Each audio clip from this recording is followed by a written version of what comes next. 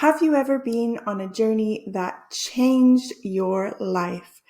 Maybe you went somewhere new, maybe you learned something new. It's part of the human condition to desire to see new things, learn new things, and strive for more. In this video, I'm going to be reviewing The Alchemist by Paulo Coelho, which the cover tells us is a fable about following your dream. Hello, my name is Sarah Coelho. Welcome to my channel for intermediate to advanced English learners who want to use their English with greater clarity and confidence. If you are looking for a challenge and you are ready to use literature to take your English to new creative levels, then this is the place to be. So I said that this novel is a fable. It's written on the front cover that it is a fable about following your dream. So what is a fable? Well, it's a literary genre or type.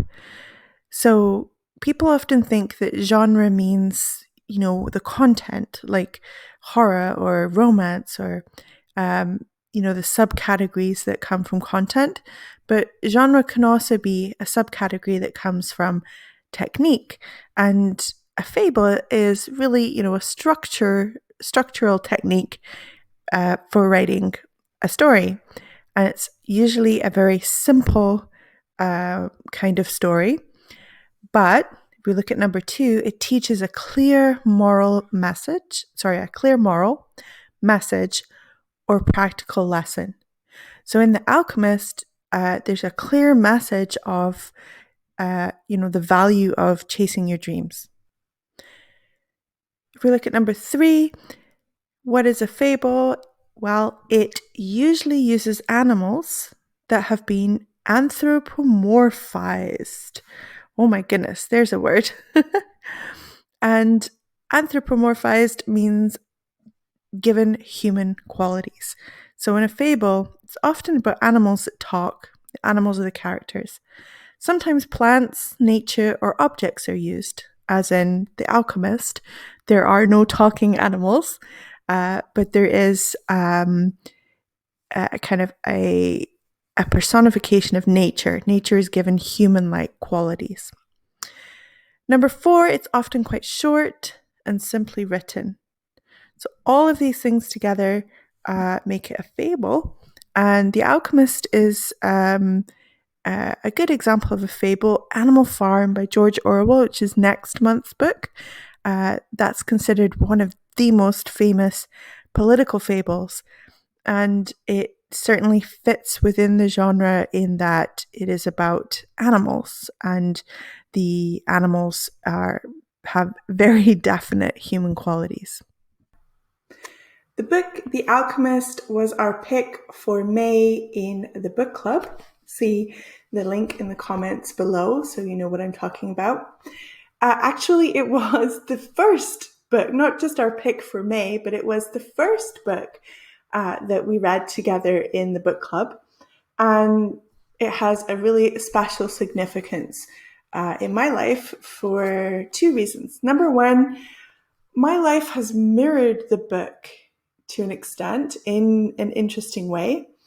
And number 2, I've read this book many times, and I have taught it as a high school English teacher, or secondary school English teacher, as we say here in Scotland.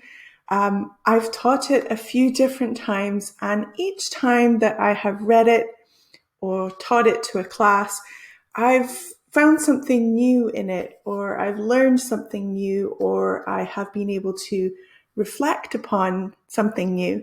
And to me, that is the mark of a great book.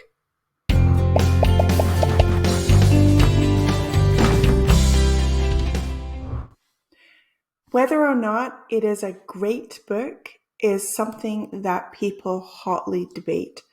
It certainly was not a hit when it was published in 1988. It was not until it was translated from Coelho's native Brazilian Portuguese to English that it slowly started to take off.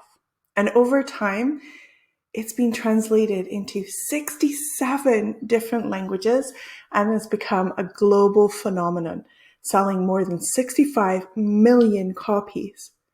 The author also didn't have an easy path to success either. Paulo Coelho was born in Rio de Janeiro, Brazil, and wanted to be a writer from an early age, which was against the wishes of his parents, who had other plans for his life.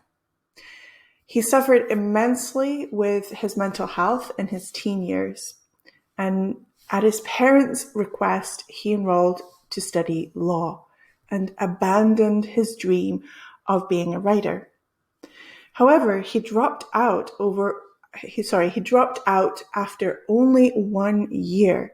And one of the characters in the story acknowledges that every blessing ignored becomes a curse, which I certainly feel is an important part of the lesson, or one of the lessons of the novel, and one that the author no doubt learned himself as he worked to overcome the challenges in the way of launching his career as a writer and really using that blessing to its full potential.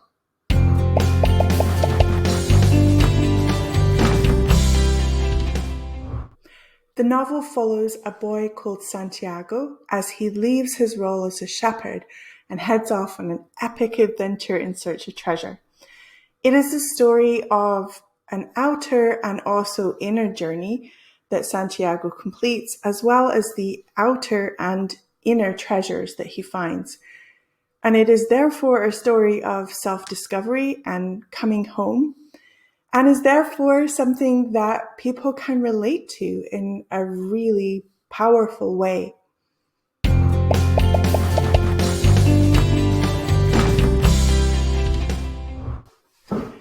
This is a bit of a detour from the book review, but to truly explain my thoughts on the book, I first need to tell just a little bit of my story. I mentioned that I feel a sense of my life mirroring the book, and it's something that I've not only noticed myself, but I've had other people randomly say to me, "Have you noticed this?" when they're talking about the book. So what's the connection? Well, I went on a journey and I discovered new people and new places, and I rediscovered people and places that I thought I had left in different ways for good. And there are other direct connections to the plot, which I won't go into because I don't want to give any spoilers away. But in 2014, I'd been living in Vancouver, Canada for 14 years. I'm originally from the UK, but I went to Canada on a scholarship while at university, and after my degree, I stayed.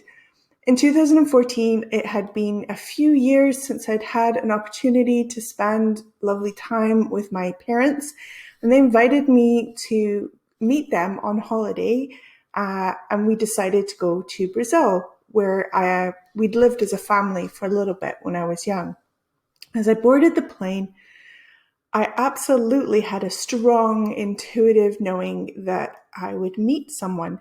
And I remember bargaining with the universe and thinking to myself, well, okay, that's great. That's exciting. This feeling is exciting, but they are Canadian, right? Because I'm not leaving Canada. Or at least, if they are in Brazil, then they were planning on coming to Canada. And I was just so fixed on this idea of, oh, it would be great to meet someone, but I don't want my life to change and I'm not moving from Canada. And as I arrived into Sao Paulo in Brazil, tired from the flight, a little bit bedraggled, I again had this immense feeling that I was going to meet someone. And there was a voice in my head that was saying, come on, smarten yourself up. You're so bedraggled from the flight. And I just was so resistant. And I was kind of arguing to myself, this feeling is just ridiculous. But ridiculous or not, there he was in the airport, the man who just a few months later would become my husband. And we've been married for 6 years now. And the story of how all of that fully came about is quite miraculous, and one that I'll perhaps share another point in another video. But getting back to that holiday in Brazil, while I was in Brazil visiting in 2014, that was when I read The Alchemist for the first time. And I had this sense while I was reading the book that it wasn't so much teaching me something new, but it was definitely reminding me of what I'd learned.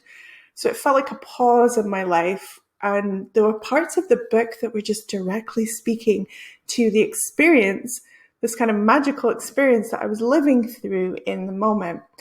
And there's a common story structure called the hero's journey, popularized by Joseph Campbell, in which story stages are described. And the first few steps in that kind of template of the hero's journey is 1, a call to adventure, 2, supernatural help, and then 3, crossing the threshold, which is when the hero or heroine steps out on a journey that changes everything. And as I read this book, The Alchemist, I felt like I was in the stage of receiving the intuitive guidance. And I felt like I was stood on the threshold of a new life. I felt like I was being given a moment to reflect before crossing the threshold and starting a spiritual journey that would profoundly change my life. Not just spiritual, but, physical, lots of different changes. And I felt like the book was helping me feel into that idea that this journey was starting and that it would take a few years to play out.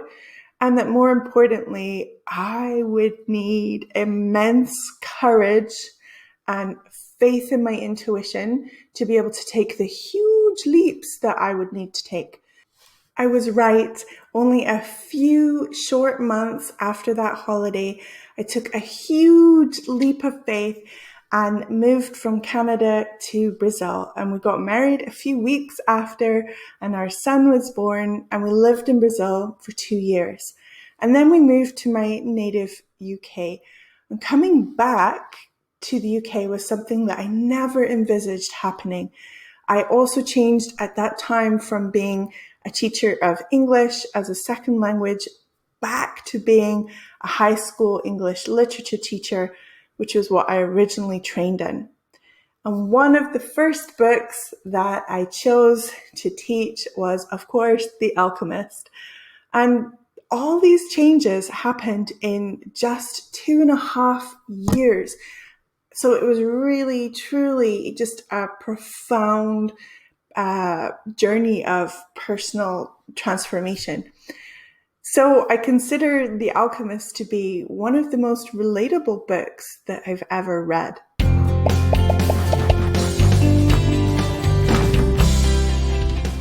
This idea of going on a physical journey to initiate a spiritual journey forms the core of the novel. And many global religions recognize taking a journey as part of a personal spiritual awakening or part of the path towards enlightenment. And such journeys are called pilgrimages. And those who undertake them are pilgrims. So, for example, Muslims undertake pilgrimages to visit Mecca, and the author himself, Paulo Coelho, has stated that his pilgrimage from France to Santiago de Compostela in Spain as a Catholic was a deep source of inspiration for him, helping him connect with the power of the dream of being a writer that he had kind of placed on hold for a while.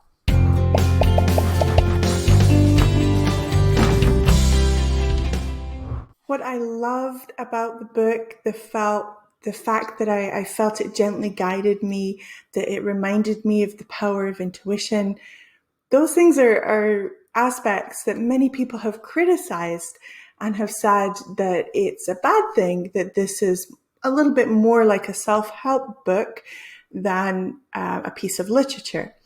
And I would say that I like to keep an open mind about all forms of writing. And does it really matter if this has aspects of being a self-help book as well as being a story, a piece of literature?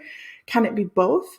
Does it matter that the philosophical concepts are quite simple? For me, it doesn't. I think they still really have deep value. But one thing that I would agree with some of the negative criticism of the book, and I certainly recognize it the more I read it, is the portrayal of women within the book. I'll admit it is not something that I really strongly paid attention to in my first reading because of what was happening in my life. I was so swept up in how beautifully written this book is and how much it spoke to me. But certainly in other readings and when discussing it, I have absolutely stopped more to consider, why don't the women of the story get to go on the same types of adventures? What about their hopes and dreams of their own? What about their own brave leaps of faith within the story? At one point, the idea that women don't have their own personal legends to fulfill is explicitly stated through one of the characters. And so I just can't review this book without stating that the extent to which the female characters exist only through the male protagonist is, for me, deeply problematic. If you look at this book from that perspective, then there's quite a bit that you could get incredibly annoyed about. And you could do a deep dive into that for sure. However, I still see this book as worth reading, worth studying, worth discussing. It's just that in doing all of those things, there's definitely a caveat of the issue of how women are presented and how that is, for me, essentially, a deep flaw within the novel. But it's one that has been interesting to bring up in conversation and to have some, quite deep reflection on that. So while I would certainly agree with that aspect of the negative criticism of the book, I don't really agree that it's not a wonderful novel because it, in some places, feels simplistic or feels a little bit like a self-help book.